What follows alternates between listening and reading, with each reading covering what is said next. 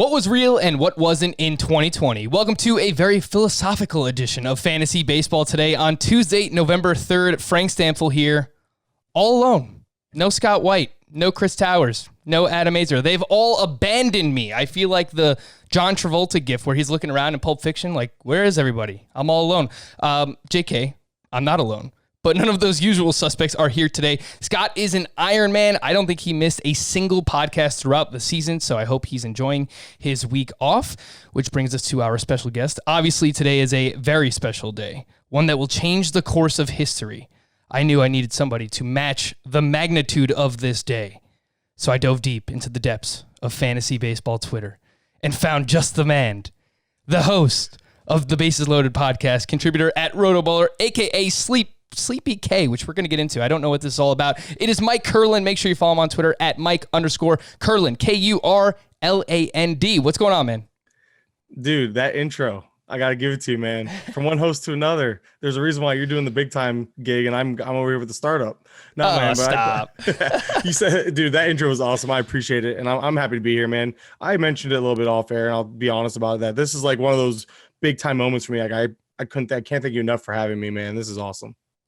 Yeah, we did talk about that a little bit before the show. And let's just be honest with our listeners and our viewers a little bit here. It was a surreal moment for me joining the podcast as the host here. And I appreciate everyone that has reached out throughout the season and after the season and that has enjoyed fantasy baseball today with me as the host. Obviously, Adam has done a fantastic job for the past decade or so, and everyone has that's contributed. Scott White, obviously, and Chris Towers, and anyone else who's come along with Nando DeFino and Al Melchior as well. But I mean, this was really a surreal gig for me to land because I grew up listening to this podcast. This was like the first fantasy baseball podcast that I ever listened to. And I started listening back in like 2010 when I was going to college and stuff. So it is surreal. And we spoke about that before the podcast. So look, that's just one of the, I assume, many things that we share that we basically grew up listening to the podcast. And look at us, Mike. Now we're here. We're here. Hey, Ma, I made it. That's a song, right? There's a song reference. There you go. You made it, man. Adam's not here, though. Adam speaks. He would have sang it for us.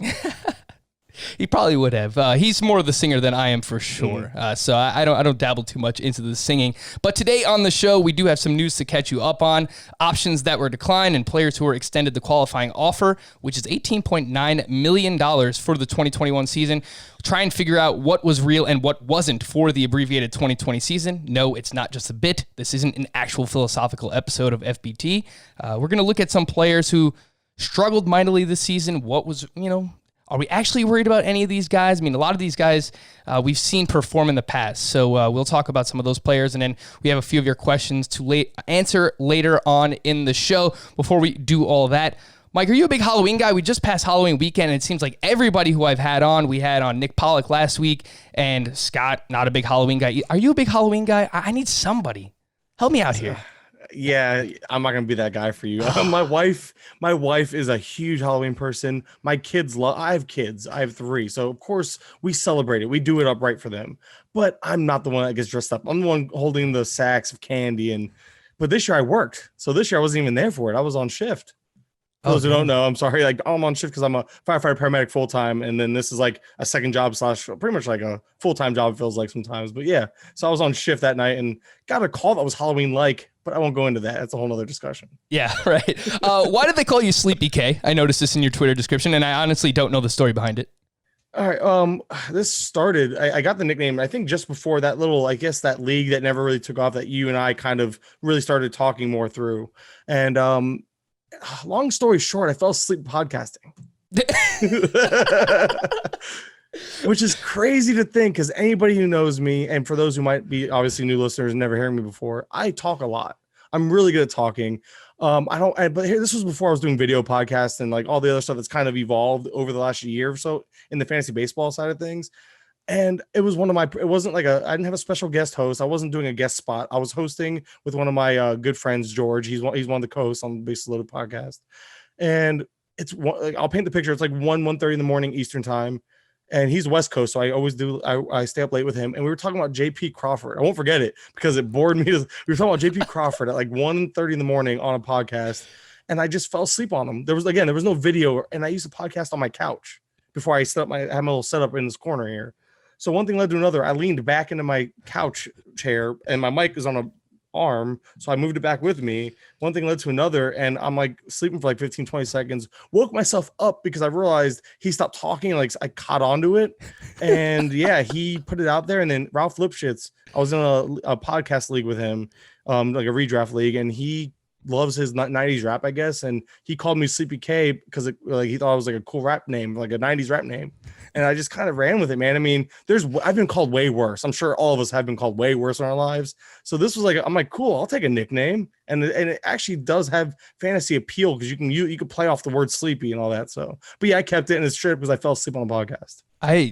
That is, as somebody who knows what it's like to podcast at 1 o'clock in the morning, as Scott and I did throughout the regular season, I understand, like, dude, some late nights that you have to deal with for sure. So Scott's usually drinking his sodas, and if you listen to the podcast throughout the season, you know we get late night Scott White sometimes, and it gets a little wacky here on the show. But yeah, dude, I can definitely appreciate that. I know what you're talking about when it comes to podcasting pretty late. All right, let's get into some of these news and notes, things that are happening around the league. We haven't talked about this in a while. We did some of our early position previews for the 2021 season. You can go back and listen to those on demand. These players had their options declined and are now free agents. And for what it's worth, in my opinion, I think we're in for a very slow-moving offseason, which, of course, comes to no surprise. Buckle up. There are a ton of names here, and we'll talk a little bit more about a few of them in depth. Corey Kluber, Colton Wong, Charlie Morton, Howie Kendrick, Adam Eaton, Eric Thames, Jay Happ, Brett Gardner, Ryan Braun, Brandon Kinsler, Wilson Ramos, Mitch Moreland, Chris Archer, John Lester, Roberto Osuna, Carlos Santana, Edwin Encarnacion, Sergio Romo, and perhaps the most surprising of all, Brad Hand, who just led baseball with 16 saves. So I understand there were a lot of names to remember there. Write them down, go back, listen 20 seconds ago, write them all down, see what happened. But I just want to mention Brad Hand. I mean, from the get-go here, Mike, it was a bounce-back season for Hand, a 2.05 ERA, 0.77 whip. But buyer beware a little bit for no matter where he lands or if you plan on drafting him as a closer in fantasy. Fastball velocity went from 92.7 miles per hour in 2019 to 91.4 miles per hour in 2020. Swinging strike rate went from 13% to 10.5% in 2020. And it had a 57% fly ball rate. Again, this was all Brad Hand. So on the surface, numbers look pretty good. Okay, you dig a little bit deeper. Doesn't look so good for Brad Hand, Mike. Exactly. And I was kind of fading him. I was wrong on Brad Hand in 2020. I want to be very clear because I was fading him on the off chance of this kind of happening last year, as in maybe not being cut, but I expected him to be traded. So I was surprised they didn't pick up the option to try to move him. But I guess they didn't. It's so weird, man. They've had this team that's like somewhat competitive and could have been had they spent. They keep crying poor, I have such a hard time with the Indians understanding what they're doing. But yeah, you mentioned, I think the biggest thing for me really is that drop in velo. And that is always something to be concerned about, especially with a relief pitcher where you see a lot of these guys probably increase their velocity knowing that they didn't have to throw as much this year as a whole. So that's something to be aware of. And then of course you mentioned the fly ball rate increasing. Where does he land? And does he get a job? You think it's gonna be slow?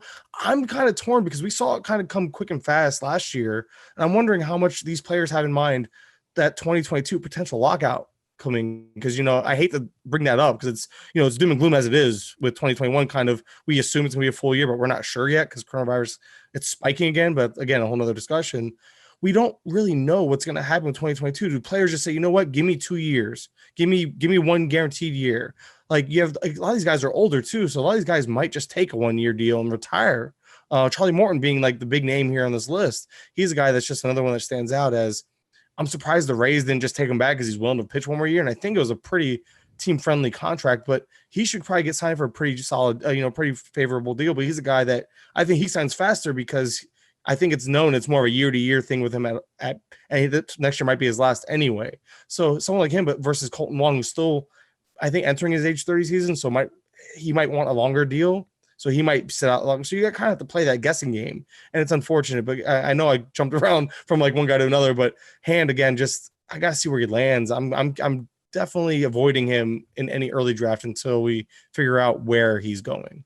Yeah, and I have a Yankees group chat. Everyone knows by now I am a Yankee fan, and these guys are saying, like, let's go get Brad Hand.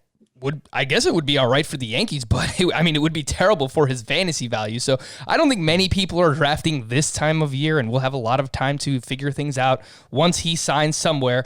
But my guess is he's not going to be back in Cleveland. So, Mike, your early hunch, who closes in Cleveland? Is it Wild Thing, James Karinchak? Is that where we're going? I tweeted that out last week, and some people responded, Emmanuel Clase, he's going to get his opportunity, who is the prospect that they got in return in the Corey Kluber trade, of course. So Clase, someone who throws extremely hard, missed all of the 2020 season due to a suspension, and he was hurt before that anyway, dealing with a back and a lat injury as well. So your early hunch here on November 3rd, 2020, Karinchak or Clase?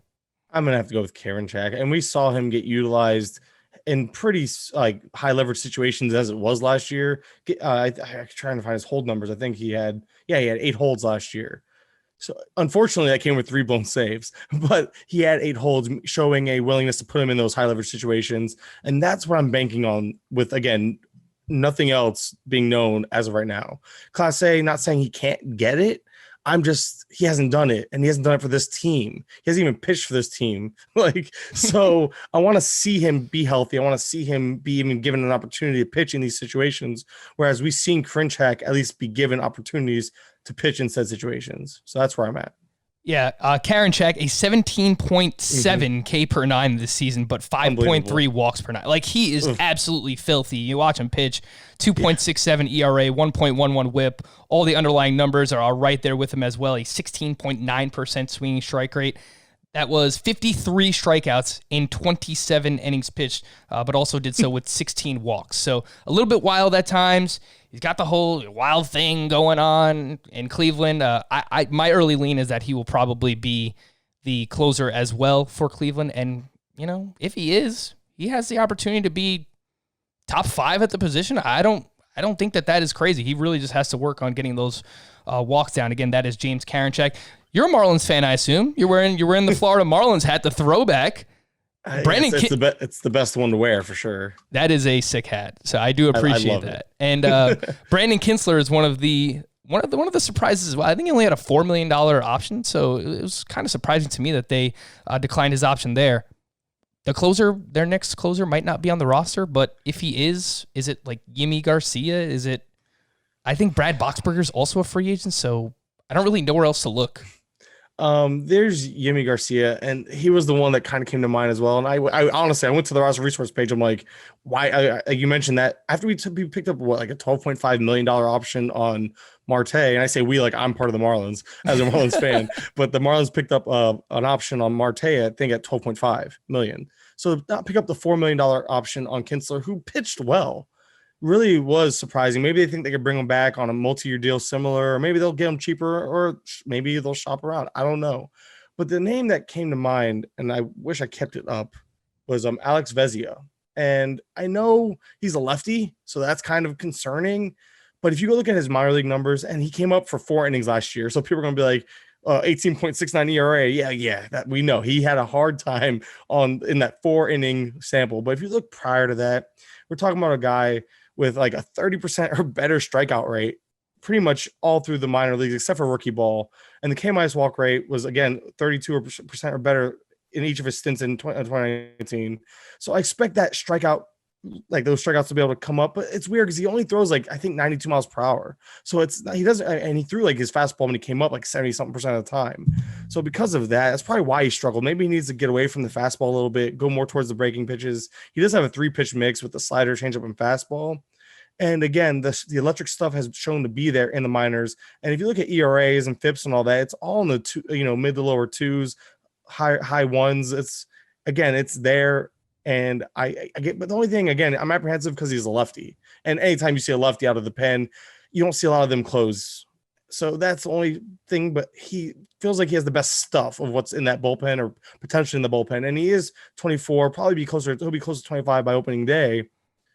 I don't see why they would hold him back or leave him down in the minors. Because right now, if you look at roster resource, shows him in AAA, but I think he's more likely to break camp with the Marlins. And again, assuming no one signs, I would like him as a dark horse candidate. Again, that is Alex Vesia of the Miami Marlins. So if you are doing early drafts or just trying to come up with some relief pitcher ranks, I would say both he and Yimi Garcia are probably in the mix for the Marlins, assuming they don't sign anyone else. But for Vesia in his minor league career, 100 innings pitched, a 1.62 ERA, 1.01 whip, 138 strikeouts in those 100 innings. So pretty damn impressive minor league numbers for Alex Vesia. A few more names here. Roberto Osuna was expected to miss most of the 2021 season anyway, so that doesn't really come as a surprise. I assume Ryan Presley will be the man again next season for the Houston Astros. Mike, do you think Corey Kluber has anything left? His early ADP in these two early mock drafts set up by Justin Mason was like 250, so, I mean, that is extremely late. It's probably going to correct itself a little bit, but the name pops out, Corey Kluber. I mean, that's pretty damn late. Any interest? Are we sure Corey Kluber's better than Mad Bum at this point, though? Like, or not? I can't tell you. Well, that's the problem, and that's where the issue is I think he still is, because I think he has better stuff still, but we haven't really seen him pitch since like 18. So like part of 2019, I know, but like, and then you look at who's around him, and I guess as long as the price is there, I'm good with it, because I was looking at these, like you said, the two early mocks. I was looking at the ADP, and Justin Sheffield is criminally overlooked. So he's like one name. Jameson Taillon, I know he has a team. He should be healthy. I'm willing to take a shot on him. But then it gets to a lot of murkier guys like Michael Kopech. We know he has a team, but he didn't pitch last year. How much did he really keep up with his conditioning? How many innings are we going to see from him? Thor coming off, injury, etc. So he's in that right area to take a shot. But we just don't know where he signs. If he signs, you got to think he gets a 1-year deal probably. But there's a lot to be determined with him. As of right now, the price is good, though. It's a long way of me saying the price is good where he's at. Jameson Taillon, a name that you bring up there, and I'm getting giddy about Jameson Taillon, and he will be. He had Tommy John in 2019. I believe it was in either July or August. So he will have been removed from Tommy John for like 21 or 22 months by the time. He's healthy. By the time spring training, like he was already throwing bullpens back in September. So Jameson Taillon should be good. I don't know what the innings look like, and we'll talk about it a little bit. But I don't know what the innings look like for any pitcher next year. So I mean, if you're gonna get Jameson Taillon super late, I say okay, just take the shot on talent and hope that he's not on any type of crazy restriction. But a name that just very early on I'm paying attention to and getting excited about. 100%. No Edwin Encarnacion for the Chicago White Sox, which means we could see their top prospect, Andrew Vaughn, probably not at the start of the season, but sooner rather than later. I think the White Sox all along, knowing when they drafted him that they expect him to contribute in the short term and obviously in the long term as well, but like a lot to like with Andrew Vaughn and Anthony Rizzo, a Paul Goldschmidt type hitting prospect at first base for the White Sox. He'll either play first base or DH for them when he gets the call, but really good plate discipline, hits a lot of line drives. I think in his prime could be a 280-plus hitter, 30 home runs. Again, this is Andrew Vaughn, so I don't know when we'll see him, but this could open up the path for him sooner rather than later with no Edwin Encarnacion. The players that are remaining on their teams because of options that were either picked up by themselves or by the teams that they are on. Nick Castellanos will remain with the Cincinnati Reds, Rizzo with the Cubs, Giancarlo Stanton. Oh, wait, I have this. Giancarlo, non si può stopparlo. Whatever that means. And Zach Britton will remain with the Yankees. JD Martinez is with the Red Sox still. And Starling Marte, you mentioned, had his $12.5 million option picked up by the Miami Marlins. This group received the qualifying offer, which, of course, is a 1-year, $18.9 million deal. Trevor Bauer, George Springer, DJ LeMahieu, JT Realmuto, Marcus Stroman, and Kevin Gausman. Great job by Kevin Gausman, like rebuilding his value. And most people will look at this, Mike, and say, oh, well, it's a no-brainer. Gausman's going to take this qualifying offer. I think there's a chance that he can actually get a multi-year deal where, I mean, if he wants to set himself up financially, like with some security for a while, now might be the best time to do it. Coming off a season, 3.62 ERA, 1.11 whip, 79 strikeouts, and 59 2/3 innings pitched If he qualified, his 15.2% swinging strike rate would have ranked 7th among starting pitchers, just ahead of Yu Darvish, Max Scherzer, and Dinelson Lamet. It's pretty damn good company for Kevin Gausman, Mike. Yeah, and I'm so torn on this because we know he has the two pitches, and the splitter being the kind of the pitch that brought him out of the woodworks last year. Even I think it was 2019 came out of like relief and showed that potential, the strikeout rate increasing and all that, and then brought it into this year and really showed us that he could still do it. And he's like the perfect analytics type of guy. He can go 5 innings strong. It seems like. I feel like pushing him 6 innings without that third pitch is iffy, but he, like you said, it was a great job to get this offer. And I don't know, because a multi-year deal would he even get this much? That's where I'm at. Like, I think if he was a free agent, this would have been like a 2-year, $18.9 million offer to him. You know what I mean? Like, I don't think he would have gotten this on 1-year deal. So I think this was smart by the Giants, though, because I've learned to not question how they run their team. And I think their thinking is either they're going to compete because, they seem to always somehow compete and be scrappy. But if not, they're willing to eat some money knowing that they'll probably be able to flip them for some prospects. Right. Yeah. And that's the right thing to do. Eat some of that cash because they're a lower team on the payroll anyway. I can't envision much money being on the books next year. So I think it was a smart move. Everyone's saying good job, Gausman, but I think it was a really good play by the Giants. Yeah, no, that is a fair point as well. Marcus Stroman, I mentioned, he might actually take this qualifying offer and try and reestablish some of his value. I believe this is his age 30 season, so he can go back into free agency at 31 years old, which isn't terrible. Get a multi-year deal. We'll see what happens with Marcus Stroman as well. We had a few managers hired. 76-year-old Tony La Russa, this is interesting to say the least, joins the Chicago White Sox, and AJ Hinch, you might have heard of the fella, is headed to the Detroit Tigers. Say what you want about the cheating scandal, but he did help the Houston Astros turn things around and obviously has a stable of young pitchers with the Tigers. Casey Mize and Tarek Skubal, and Matt Manning is coming, and of course they have Spencer Torkelson. So it's not a terrible job to have right now, the Detroit Tigers. It's somewhat interesting, actually. So AJ Hinch is headed there, and the Red Sox job remains vacant. Before we get into the nitty-gritty, we ask all of our guests here on the show, Mike, these questions. Just want to ask, how are you handling 2020? I mean, if you have an answer, because if you don't have one, I don't blame you. How are you handling 2020 performance? Guys like Jose Abreu and Salvador Perez doing things they've never done before. We'll talk about Christian Yelich in just a little bit, but Christian Yelich was worse than we have ever seen before. How much stock are you putting into 2020 production when it comes to ranking and projecting players for 2021? Well, I'm glad you mentioned Salvador Perez here because he's an example of like somebody I'll put a little more stock into. And I promise you it's a few words as to why I'm in on him, but it's really, and the best way to put it is really as a player by player basis. I am going to try to put my eyes on every player, and certain things will mean more to me than others. And Salvador Perez is a perfect example because he's a guy that, although he's a known commodity, and I say that with air quotes because he missed a year to Tommy John, came back this year. He actually had a little bit of a change in his mechanics. He was actually a little more open when you look at the stance. And I just tweeted this out the other day. That's why it's like, I'm like, perfect. I'm familiar with this guy. So he changed his stance up a little bit. And also, along with changing the stance up, he had a change in his average launch angle. He lowered it a little bit. Normally people want higher launch angles, but in this case, by lowering it, he actually increased his barrel rate and sweet spot rate to career best marks, again, over a small sample. He also increased his line drive rate 9.7 points, and that raised it to 34.8%.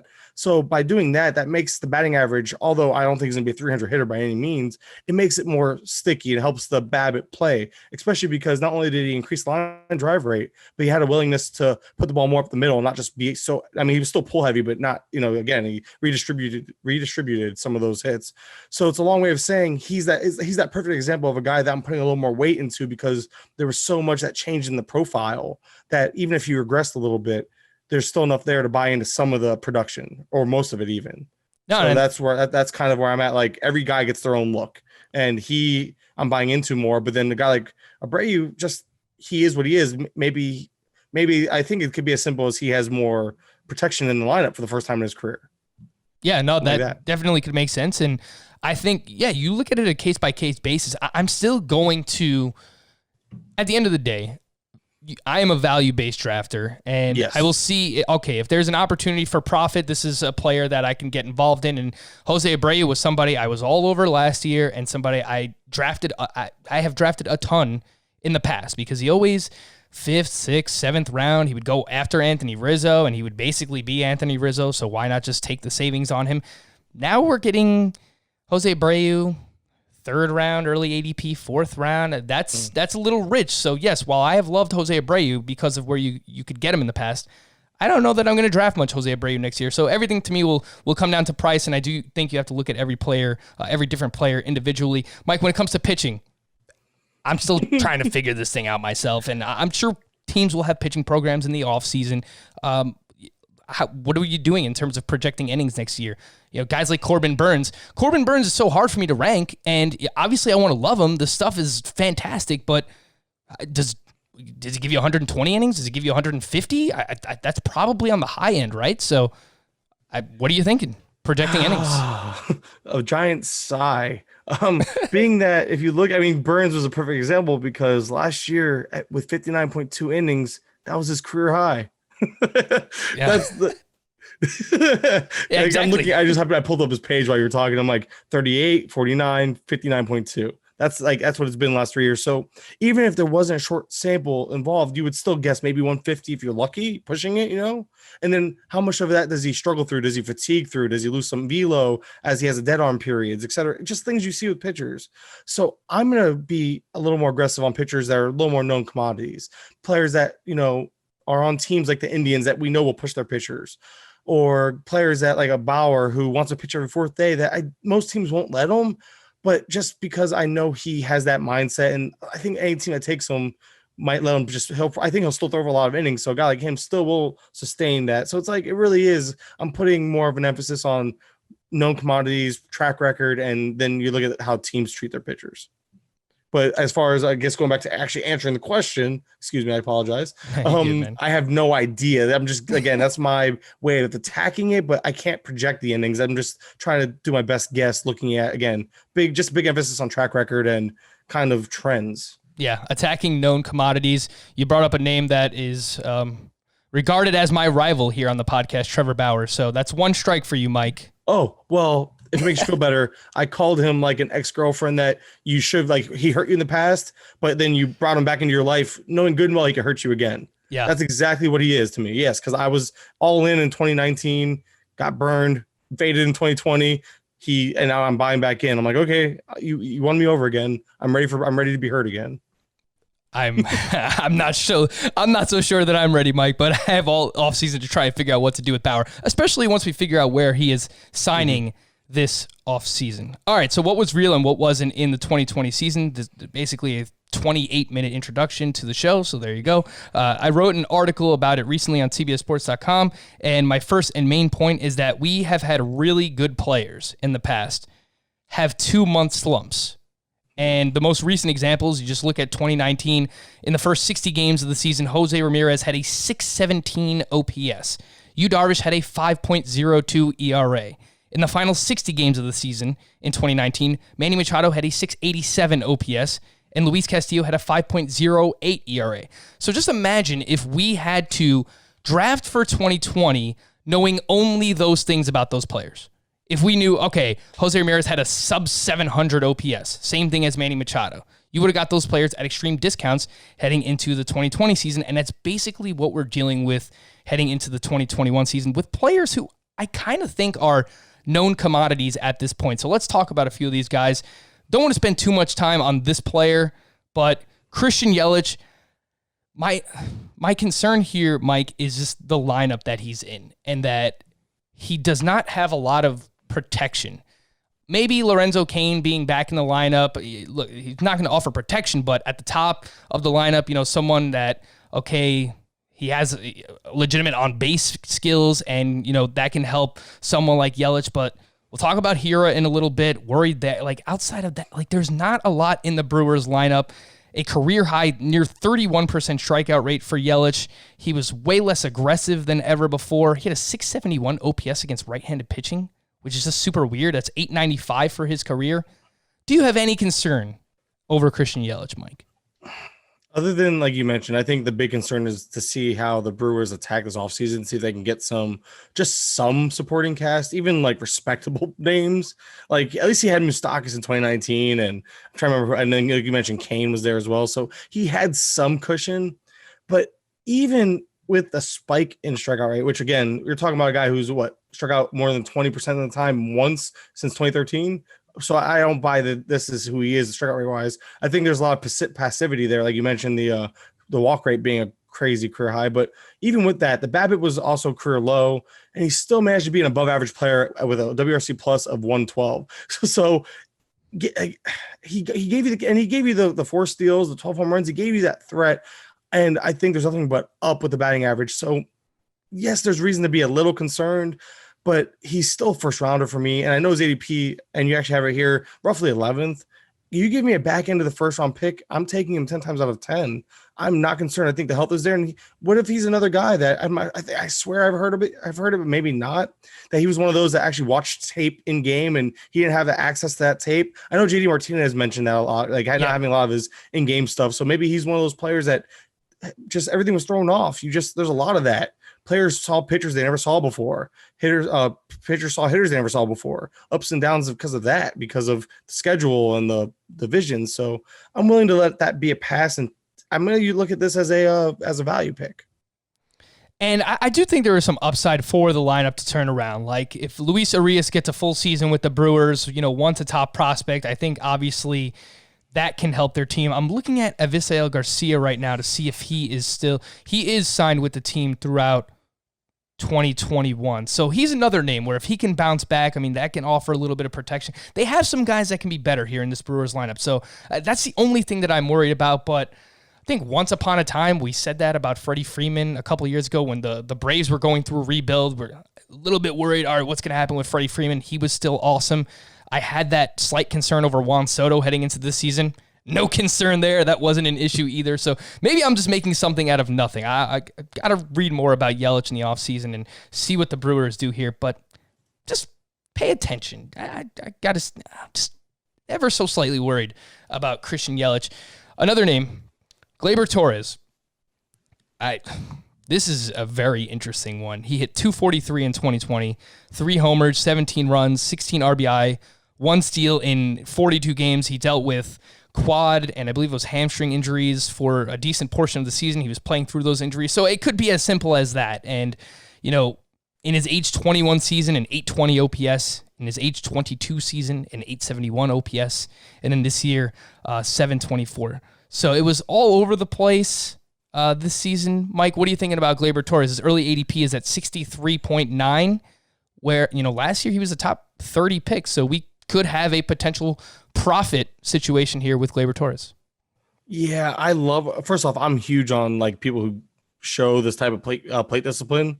So I love seeing that. But again, but this is one of those situations I don't like seeing it because I think it's one of those that affected him negatively. And we did see him, he struck out a little more in the playoffs. He still walked a ton, but he showed a little more pop and he actually stole a couple of bases. So maybe he came back around for the playoffs, maybe started figuring things out. Also, the lineup was healthier back in, by the playoffs, the time the playoffs came around. So if LeMahieu doesn't return, which I don't see why the Yankees wouldn't pay LeMahieu, but if he doesn't, maybe Torres finds his way back up the lineup as well. So there's optimism there. I also think he was never going to repeat what he did in 2019, but I don't think he was this bad either. So I think there's a happy medium. And I think at his price, it makes sense, but he played 40 games at shortstop, none at second. So I don't think he has second base eligibility in most formats entering next year.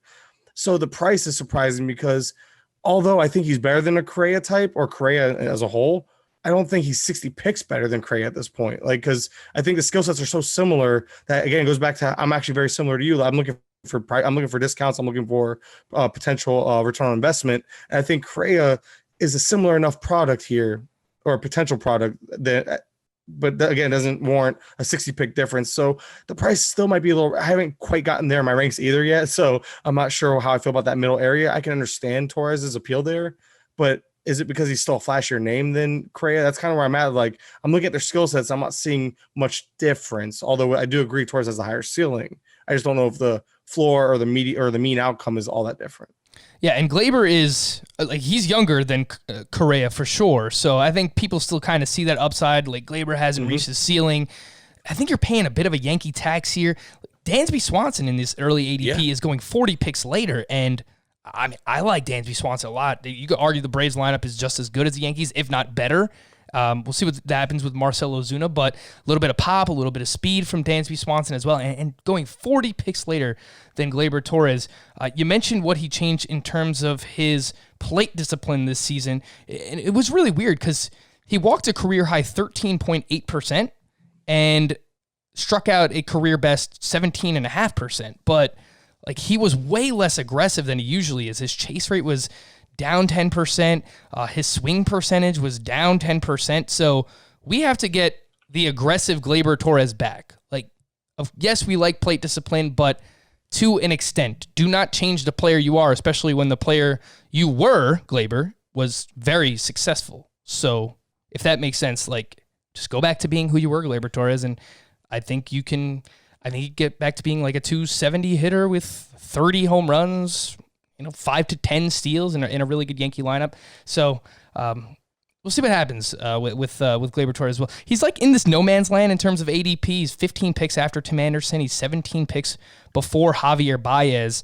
And I wanted to kind of transition here into Javier Baez, somebody who, Mike, is very frustrating for me because for years I was off of Javier Baez and I said there's no way he can continue to produce this way with this lack of plate discipline and swinging and missing this much and walking this little. Last year was the year I finally bought into Javier Baez and I had him everywhere, Mike. And he went on to hit 203 with a sub 600 OPS. So he was but it was a nightmare season. I this was literally one of the lowest percentile outcomes for Javier Baez on the terrible end. So I just can't imagine him being this bad again. My thing about Baez is that, and I've always been with you actually, and I honestly skipped on him this year as well. And I got lucky on this one because I've been wrong for so long. But he's the type of guy that I told you, plate discipline's kind of a thing I really look at, and he's always been somebody I've been fading. But what's always been a reason why he's always been able to outproduce some of it was his sprint speed. He always had a plus speed tool, which he still does. But his sprint speed almost fell off a full foot per second, from 28.6 in 2019 to 27.9 feet per second. So Javi Baez kind of lost a step, so to speak. And he also suddenly tried pulling the ball more. I think he was just maybe pushing it a little too hard. But it's weird because he actually wasn't as aggressive as he usually is. His O swing dropped 3.5% roughly. His swing, so he's chased less. And just, I don't know, he swung less, but then he had more swing and miss in his game because then swing strike rate went up. So he wasn't as aggressive, but then he swung and missed more. So that's just a terrible combination. And then his first pitch swing percentage, which is something that people I've come to look at a lot more because you see it's 48.2%, 46.5%. And then last year it dropped to 39.1%. So he wasn't even jumping on the first pitch strikes or first pitches as a whole. Maybe players or maybe pitchers have adapted to stop throwing him strikes so early on. So there is something going on there. You got to see how he adapts. I think a full off season can really help this whole Cubs team. And then, if you want a little bit of optimism, look how much he underperformed against, off speed.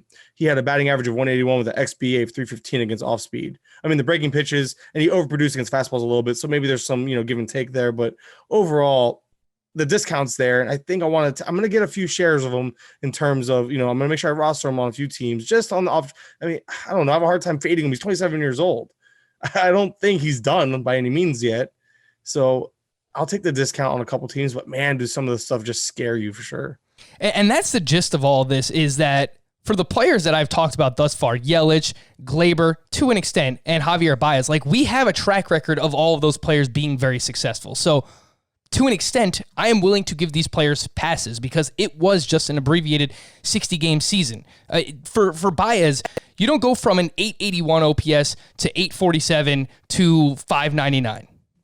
That doesn't just, you don't just fall off that fast, even with the plate discipline that he has. So, yes, it was a letdown. He was incredibly unlucky in terms of his BABIP, a 262 BABIP in 2020. That's 333 for his career. So his early ADP is 81.2. That puts him in the 7th round.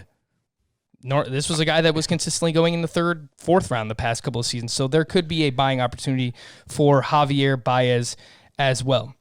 Mike, someone who I'm going to be in on, and there is no like real statistical basis for me to lean on here. It's just a player that I trust the talent, and that is Austin Meadows, who will be 25 years old at the start of the 2021 season. Think of this timeline for Austin Meadows. He missed the first couple of weeks of the season with COVID. And then once he returned, he was dealing with an oblique strain, which shut him down in September. So, I mean, you put all those things together, and yes, his strikeouts went up and his batted ball data was all over the place. Like, he hit way too many fly balls this year. But I'm kind of just giving Austin Meadows a pass. Again, 25 years old, and in his last 162 games, has hit 269 with 33 home runs and 12 steals. So I will be back in on Austin Meadows next year. That's just the point of this conversation. And I'm going to give him a shot as well. Again, I'm not somebody I'm going to maybe actively pursue because of the Rays. And now with Rosarenia's ascension, do they find more reasons to kind of platoon Meadows until he gets his stuff together? I think a lot of it was the COVID/injuries though. And the big thing that kind of made me look into him a little bit was there was, again, a small change in his stance. He was a little more upright. And then you look at the launch angle, it spiked almost 8 degrees. And with it just comes so much like a change in the production. You saw the barrel rate decrease. You saw him get under the ball more. And that makes sense because if you increase your launch angle, you're going to probably pop up the ball more. His pop-up rate jumped 3%. The under percentage, which is, again, just another measure of getting under the ball, 15% increase.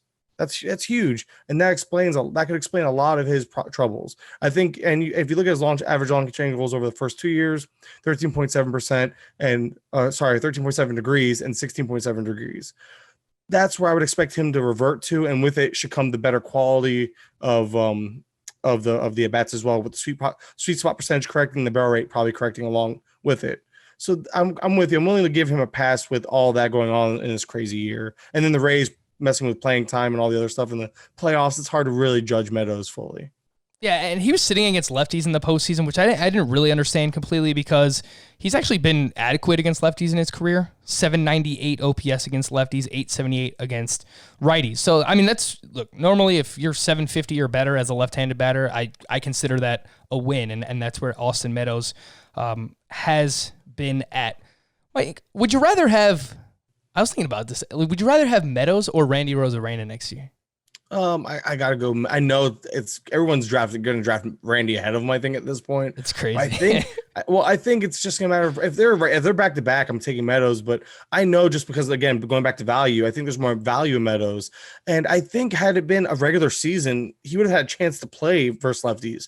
I think they were just getting really cute in the playoffs against playing really matchup heavy lineups against starting pitchers and all that.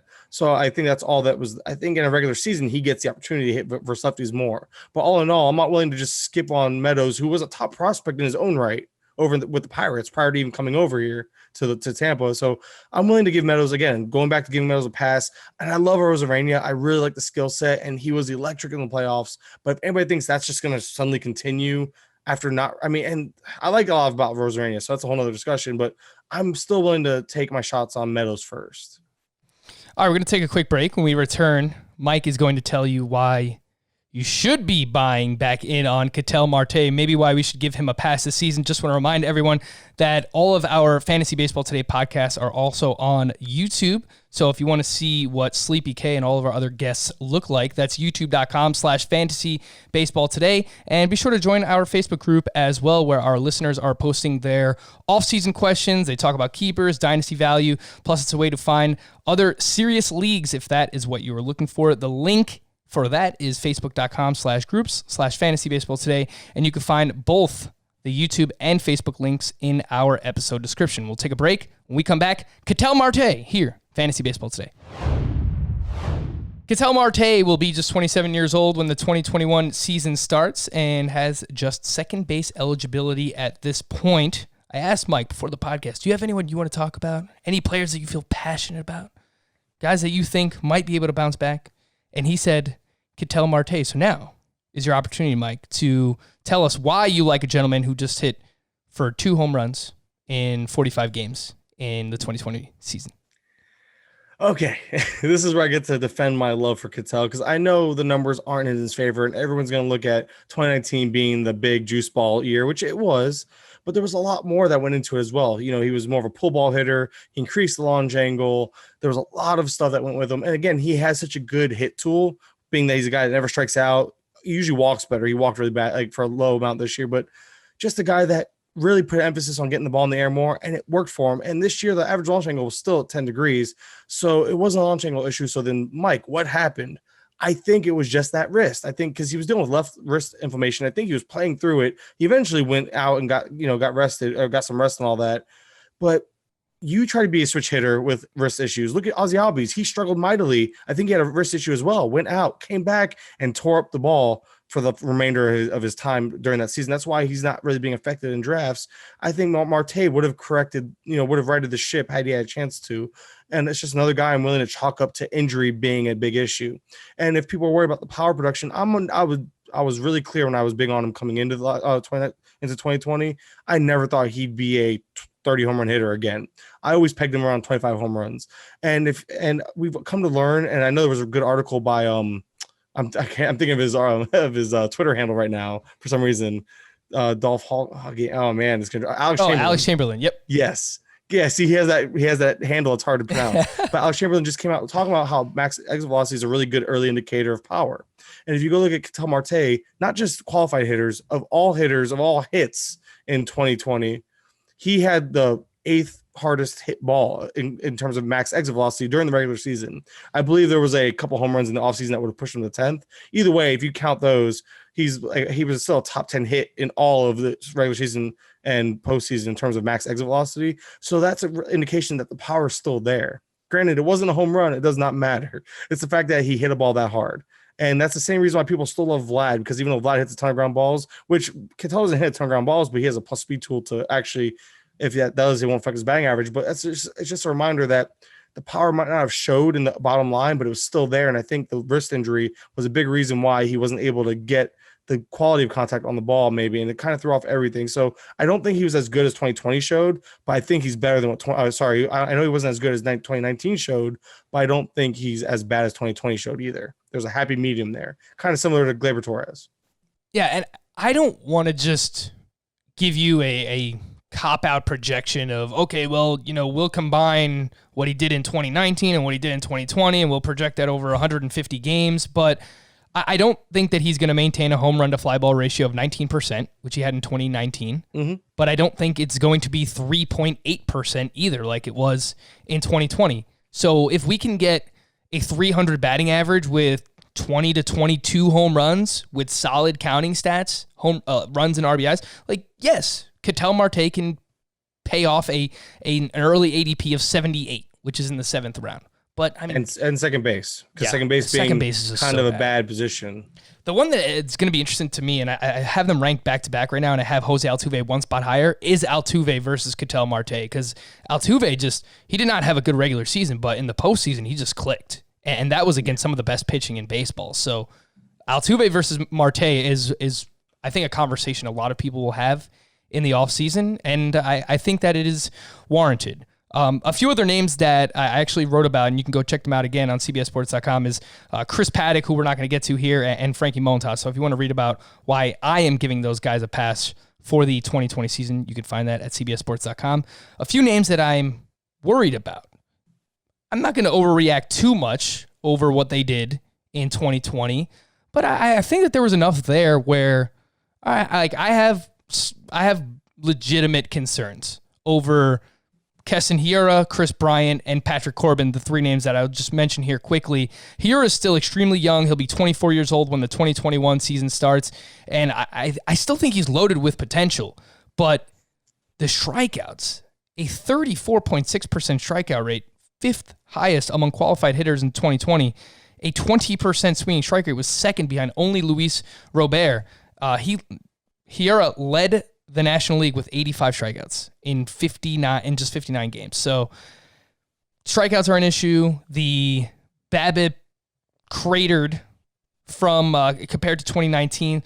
Worry about those things. His quality of contact went down. Chris Bryant, just a ton of injuries at this point. His plate discipline is starting to slip as well, and he's getting up there in age. He's not old per se, but he's 29 years old. Patrick Corbin, I just don't think that I can have anything to do with him. The fastball velocity down, the swinging strike rate way down.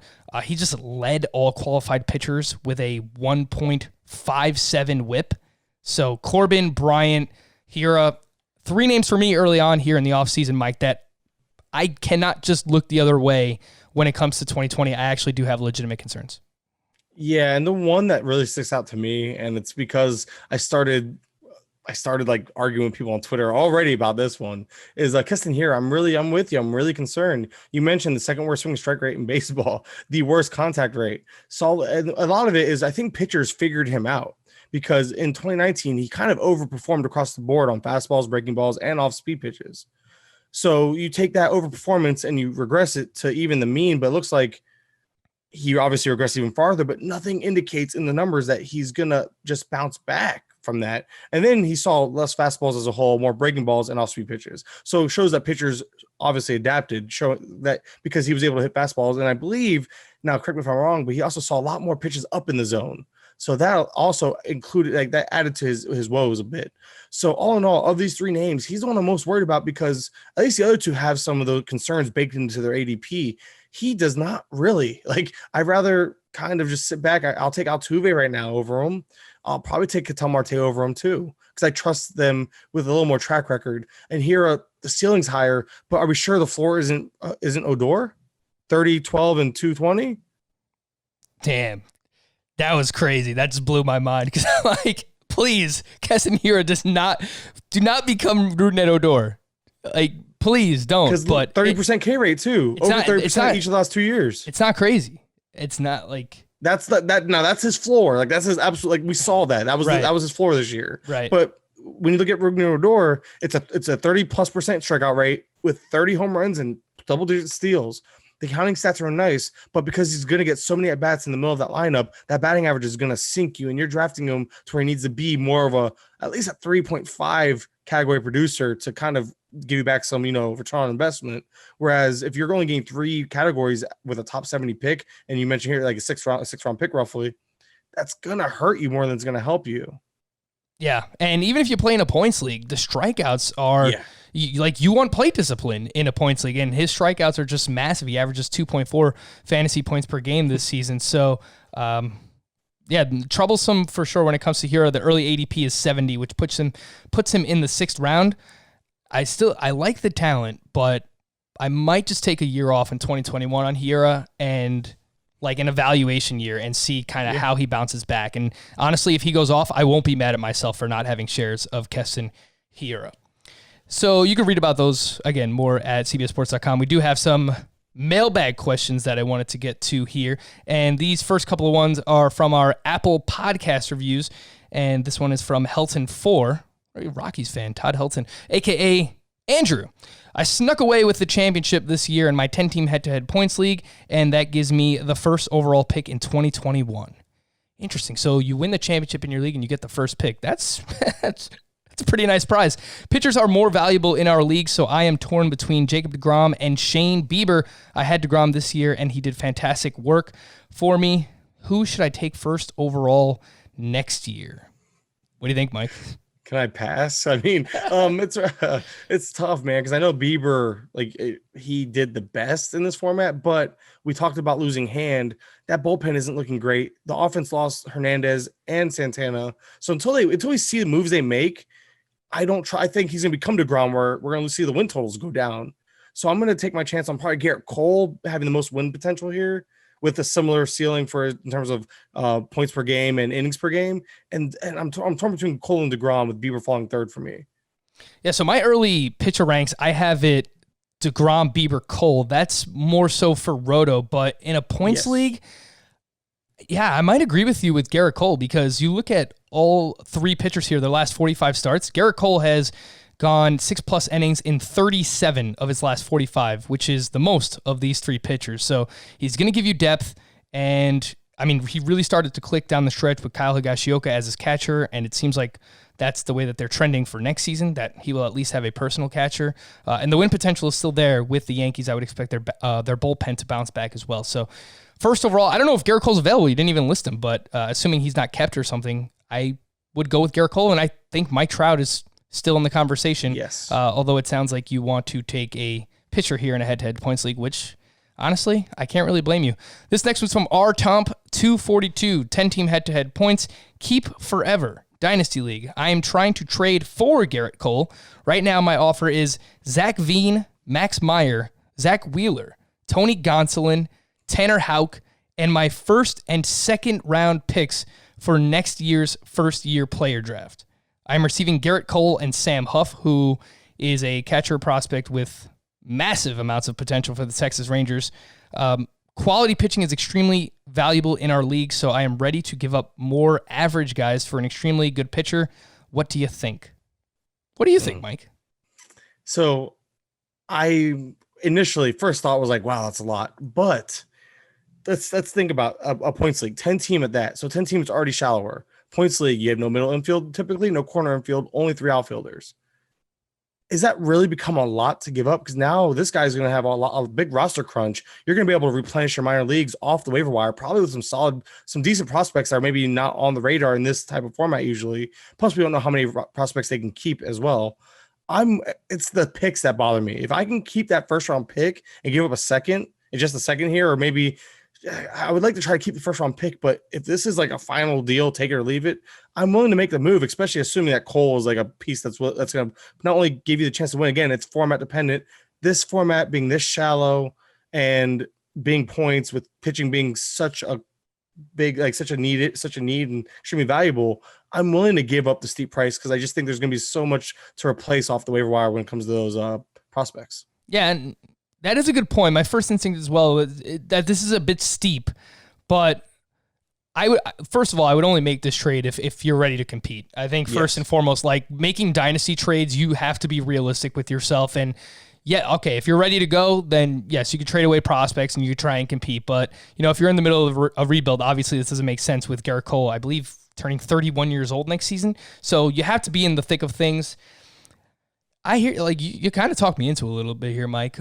There's a lot to like with these players, but in a 10-team league, you probably can replenish rather quickly, and you're crunching the roster. So And I agree. Who is this guy dropping? Can you get him to throw in some of the guys he's dropping? Maybe some of the prospects he has to drop or players he has to drop might be worth you rostering as well. So you might need to see, you got to see who's also, and then obviously there's more context, who's available on the waiver wire, yada, yada. But I'm just looking at it from my knowledge of points leagues being shallower as a whole and all that. So that's where it's coming from. But typically I agree. It's typically very, very steep of a price, but given at least what my idea of this league is.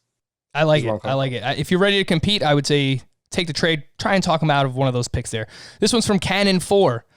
We're going the other way. From a 10-team league to a 20-team league. Head-to-head categories, 6x6 with OBP and holds. Keep 5 of these players. Mackenzie Gore, Ian Anderson, Jesus Luzardo, Matt Chapman, Chris Bryant, Kevin Biggio, and Alec Boehm. 5 of those guys, Mike. Gore, Anderson, Luzardo, Boehm, and it's between Chapman and Biggio. I'm gonna go with Biggio for the speed because that's the one thing he's lacking there. Yeah, so this person's also already keeping Trevor Story, Trey Turner, Cody Bellinger, Ozzie Albies. So they actually do have a lot of speed, but the OBP definitely helps Kevin Biggio as well. Yeah. Has Aaron Nola, Zach Gallen, and Clevenger as some of his keepers already. I would go Luzardo, Ian Anderson, Biggio, Boehm, and Gore. Yeah, we're on the same page. Chris Bryant, especially like getting up there, you can't really sacrifice any of these young guys for Bryant. And Chapman, I got to see what happens in the offseason because this guy just had hip surgery and he has like 4 months of rehab coming up. So is Matt Chapman going to be the Matt Chapman of old? I don't know. I can't answer that right now in November 2020. So see what happens with Matt Chapman. Your emails, fantasybaseball@cbsi.com. That's the letter I, not like EYE. Some people have asked about that in the past. This one's from Dustin. Judging by the success the Rays had this year with their analytical-driven bullpen approach, I think it's fair to assume teams will look to mimic it. Therefore, I expect we will continue to see less and less true closers, and saves will continue to be spread out amongst the bullpen. I'm in a long-standing 12-team keeper league with standard 5x5 scoring, and I think it's time we explore options to counting saves as a category. I think it's time we explore options to counting saves. Maybe a different option? Maybe I copy and pasted this wrong. Anyway, are there any stats that you recommend to potentially replace saves? What about a stat that measures the value of a specific out?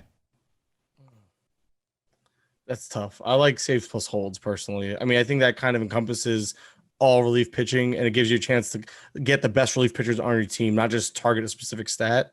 So saves plus holds is a good one. And if you're looking just to get kind of fun with it, maybe look for like your high end relievers. Go K per 9 or something fun like that, maybe. But saves plus holds is usually my go-to because it gives you a chance to kind of just get the best relievers out of baseball. Period. Yeah, so I'm a little torn on this one because I do agree that saves skews who you have on your, like at that point you're not just drafting the best relievers. You're just chasing saves, and you have all these garbage relievers on your team like Hector Neris and Brandon Workman who have ERAs over 5.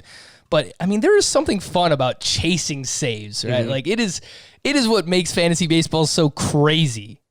And I think it's kind of fun, but like, at the same time, saves plus holds is the best way to just value the skills of a reliever, which most of the time is what we're looking at for fantasy. So I would say if you want to change it, I would go in the direction of saves plus holds. Yeah, the only thing I would say when changing it to saves plus holds is you're really devaluing those closers that are already on teams, because holds opens up a plethora of relievers off the waiver wire now, good ones too. So like guys like Chapman and other well-known closers don't have the same value. So if you're gonna make this deal, and maybe your league mates aren't listening, say you make this change, get from under your good closers before there's a little hint. There you go.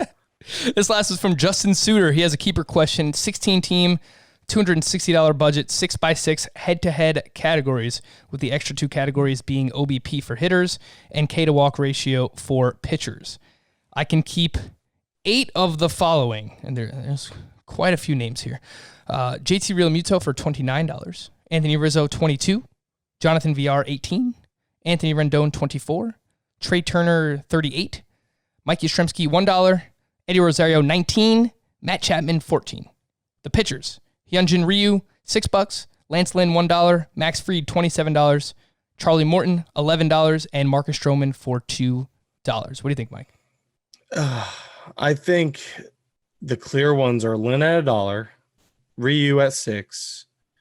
I really like Rendon at 24 because I think he's going to cost more than that, and if not, that's at the very least has his value. He's probably a $30 player. I would think so, because I got to think in a 16-team league, you start thinking 15-teamers. He's going that early third probably still. I don't see his, and then you add in OBP, and I really like that. And then you have Yaz for $1. That's a no-brainer.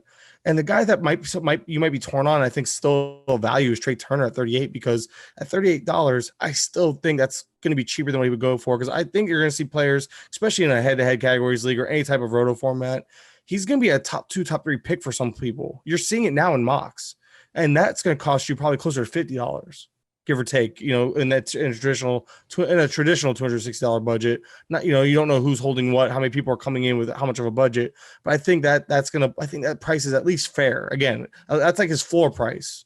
So I think that's where I'm at. Rendon, Turner, Yaz, Yastrzemski, Ryu, and Lynn. At those prices, I'm good. The rest you can kind of let go. I think you can pretty much do similar. Yeah, I don't know if you have to keep 8. I guess if you have to keep 8, I would probably. You have to keep 8? If you had to keep 8, I would probably throw, I guess, Stroman in for 2, Rizzo for 22. It's a little steep, but he's I'd still rather really just take Chapman at 14. Then let Rizzo go. Take a chance on Chapman for what that saves you $8. If you have, it says you can keep 8, so I'm guessing you're allowed to. Yeah, don't do more it. than you have to. Only keep the 5. I like it. Rendon, Yaz, Ryu, Lynn, and Trey Turner. Alrighty, that's it. Mike, Sleepy K, you made it through your inaugural edition of Fantasy Baseball Today. How does it feel? I mean, it's awesome. It's like I'm dreaming. Next thing you know, this guy's like passed out in his chair, sleeping. Hopefully we didn't put you to sleep. Hopefully we didn't put anyone to sleep out there. Again, Mike Kurland, give him a follow on Twitter at Mike_Kurland. He is the host of the Bases Loaded podcast, contributor for Rotoballer. Mike, is there anything else that I missed that you would like to promote while you're here? I am working on a draft kit. Just thought I'd plug that real quick. SP Streamer draft kit. If you're not familiar, he's a good friend of mine. He's been doing good things on Twitter, and he put out a draft kit last year. And this year, I'm going ahead and pretty much covering all the offensive side of things. So be on the lookout for that. But other than that, I'm kind of just hanging in there, moving. So I got a lot going on. But other than that, yeah, that's about it, man. Thank you for having me. I really, honestly can't thank you enough. This is, like I said, as cliche as it is, it's like a dream come true. So thanks, man. Really appreciate it. Nah, man, you did a fantastic job. Thank you for joining us. So appreciate you coming on. Yeah, that's basically it for Sleepy K. I am Frank Stanfield. Thank you all for listening and watching Fantasy Baseball today on our YouTube channel. We'll be back again on Thursday. Bye-bye.